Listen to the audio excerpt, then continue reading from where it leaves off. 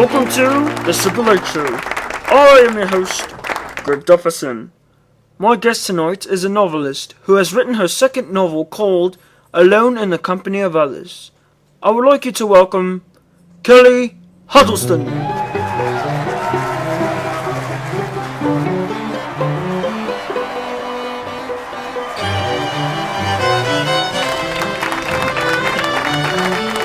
Welcome, Kelly. How are you doing tonight? I'm fine, thanks, Greg. I was just talking to Edwin a few minutes ago in the green room, actually. Well, I was talking and Edwin was listening. At least I think he was listening. He's not much of a talker, is he? No, he doesn't. But that kid has problems. So, Kelly, a little bit about your book. What exact genre do you believe Alone in the Company of Others belongs? The original and unique genre, I guess. I mean, I want to say it's literary fiction, except whenever I say that, it seems to frighten away readers. So I've been advised to call it contemporary fiction. But between you and me, it's literary fiction. Yeah, it's just between us. I love your character, Camille. She's so shy, and she just moves from event to event. I would like to know, is this a manifestation of you? Definitely, yes. The main setting, a former ski resort in Colorado. We used to go there a lot on weekends, and I remember I used to stay on the second story and look down at all the people in the main room.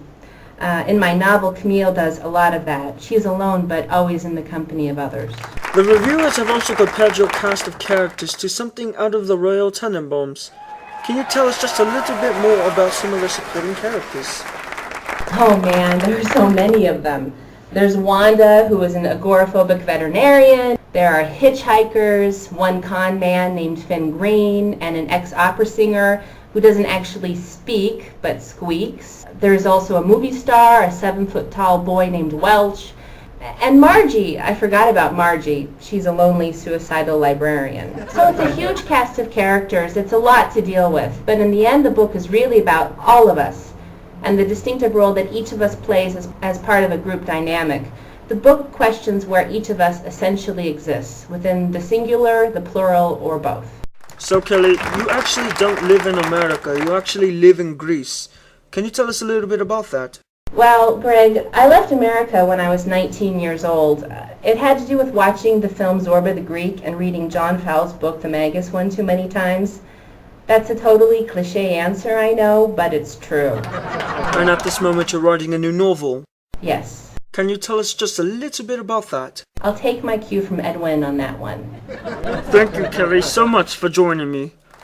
Thank you. Her book is called Alone in the Company of Others, and it is currently available as an Amazon Kindle edition. It is also available on mobypocket.com. Up next, if you are a midget the size of a thumb and you want to date a larger girl, please stay tuned after the break.